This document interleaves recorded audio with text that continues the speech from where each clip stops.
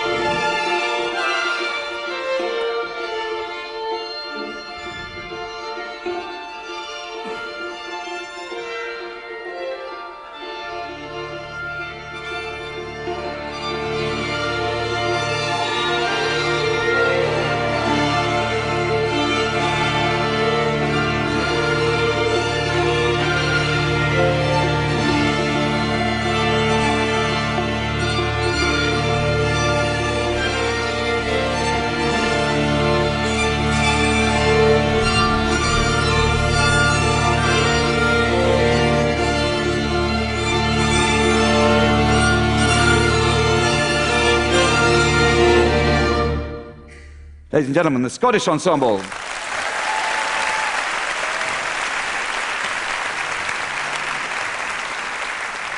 So, in order for all this to work, obviously I have got to be in a position of trust. I have to trust the orchestra, and even more crucially, I have to trust myself. Think about it. When you're in a position of not trusting, what do? You overcompensate. And in my game, that means you over-gesticulate. You end up like some kind of rabid windmill. And the bigger your gesture gets, the more ill-defined, blurry, and frankly useless it is to the orchestra. You become a figure of fun. There's no trust anymore, only ridicule. And I remember at the beginning of my career, again and again, these dismal outings with orchestras. I would be going completely insane on the podium, trying to engender a small-scale crescendo, really, just a little upsurge in volume. Bugger me, they wouldn't give it to me.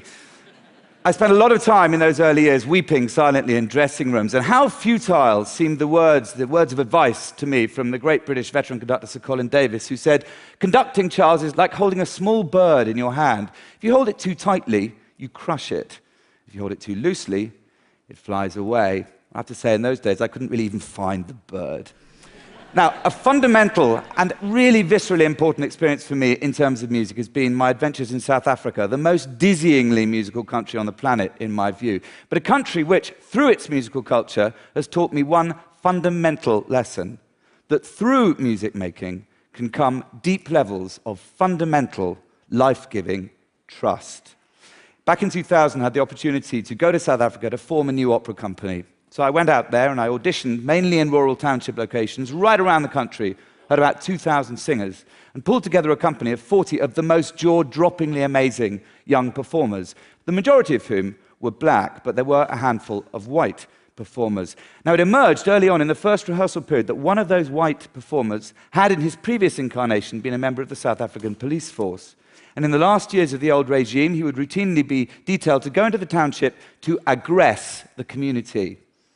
And you can imagine what this knowledge did to the temperature in the room, the general atmosphere. Let's be under no illusions. In South Africa, the relationship most devoid of trust is that between a white policeman and the black community. So how do we recover from that, ladies and gentlemen? simply through singing. We sang, we sang, we sang.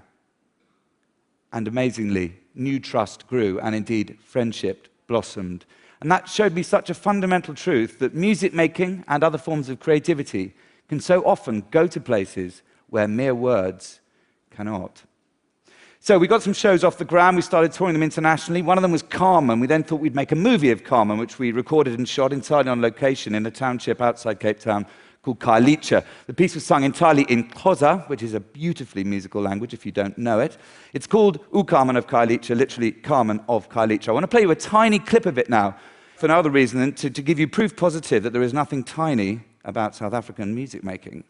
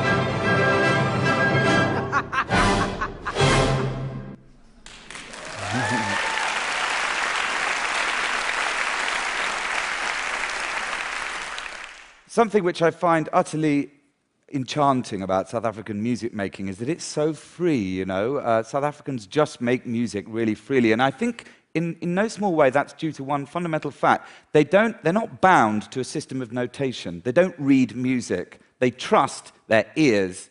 You can teach a bunch of South Africans a tune in about 5 seconds flat, and then, as if by magic, they will spontaneously improvise a load of harmony around that tune, because they can.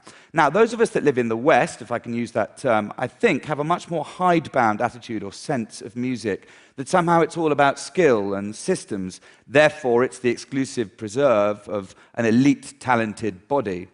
And yet, ladies and gentlemen, every single one of us on this planet probably engages with music on a daily basis. And if I can broaden this out for a second, I'm willing to bet that every single one of you sitting in this room would be happy to speak with acuity, with total confidence about movies, probably about literature. But how many of you would be able to make a confident assertion about a piece of classical music? Why is this?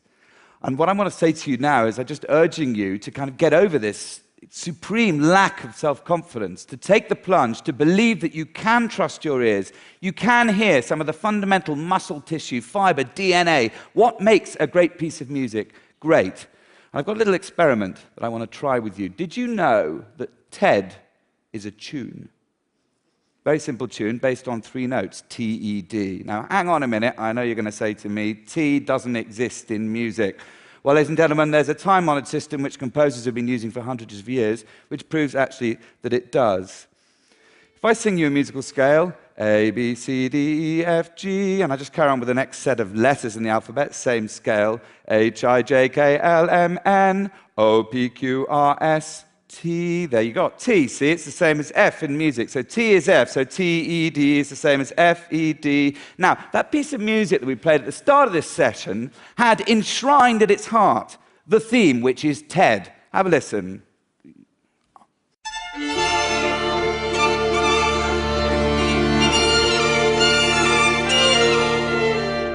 Do you hear it? Or do I smell some doubt in the room? Okay, we'll play it for you again now, and we're going to highlight, we're going to poke out the T-E-D, okay, if you pardon the expression.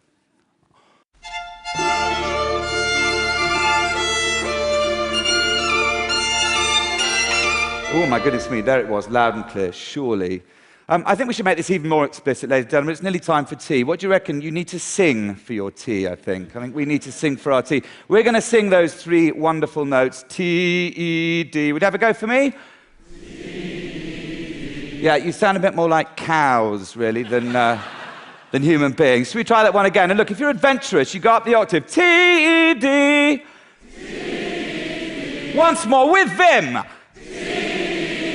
There I am, like a bloody windmill again, you see. Now, we're going to put that in the context of the music. Okay, the music will start, and then at a signal from me, you will sing that.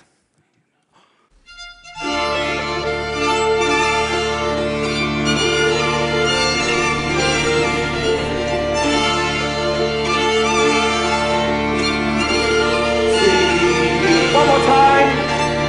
With feeling, ladies and gentlemen. You won't get your tea otherwise. Well done, ladies and gentlemen. I think it wasn't a bad debut for the TED choir. Not a bad debut at all.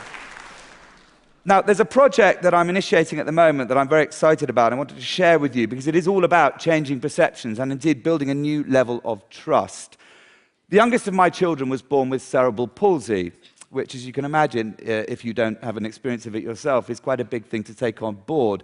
But the great gift that my gorgeous daughter has given me, aside from her very existence, is that it's opened my eyes to a whole strata of the community that was hitherto hidden, the community of disabled people.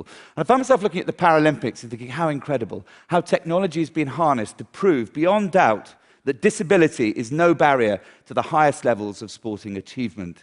Of course, there's a grimmer side to that truth, which is that it's actually taken decades for the world at large to come to a position of trust, to really believe that disability and sport can go together in a convincing and interesting fashion. So I found myself asking, where is music in all of this? You can't tell me that there aren't millions of disabled people in the UK alone with massive musical potential. So I decided to create a platform for that potential. It's going to be Britain's first ever national disabled orchestra. It's called ParaOrchestra. And I want to show you a clip now of the very first improvisation session that we had. It was a really extraordinary moment, just me and 4 astonishingly gifted disabled musicians. You know, normally when you improvise, and I do it all the time around the world, there's this initial period of kind of horror, like everyone's too frightened to throw their hat into the ring, an awful pregnant silence. And then suddenly, as if by magic, bang, they're all in there, and it's complete bedlam. You can't hear anything. No one's listening, no one's trusting, no one's kind of responding to each other. Now, in this room with these 4 disabled musicians, within 5 minutes, there was a rapt listening, a rapt response, and some really insanely beautiful music.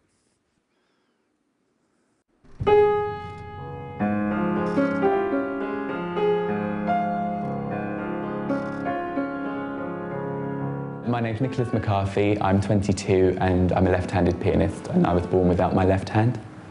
Right hand. Can I do that one again?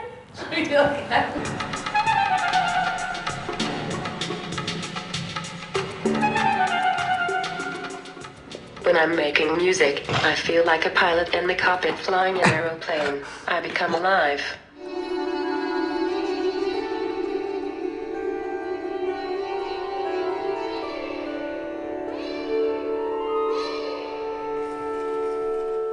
I would rather be able to play an instrument again than walk. There's so much joy and things I could get from playing an instrument and performing. Yeah, it's removed some of the paralysis.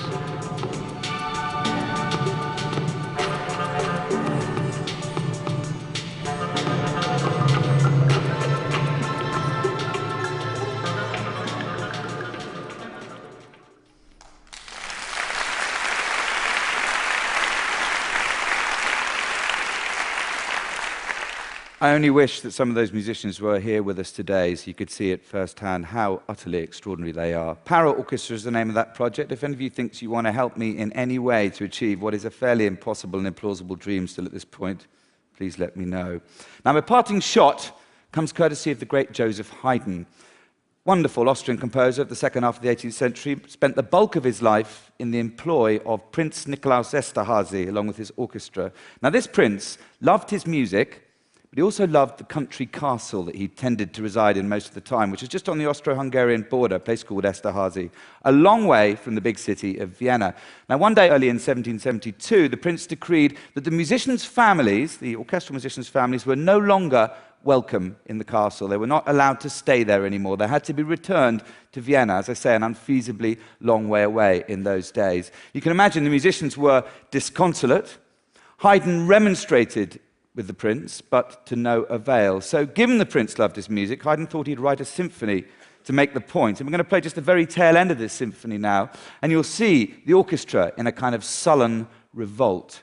I'm pleased to say the prince did take the tip from the orchestral performance, and the musicians were reunited with their families. But I think it sums up my talk rather well, this, that where there is trust, there is music, by extension, life. Where there is no trust, the music quite simply withers away.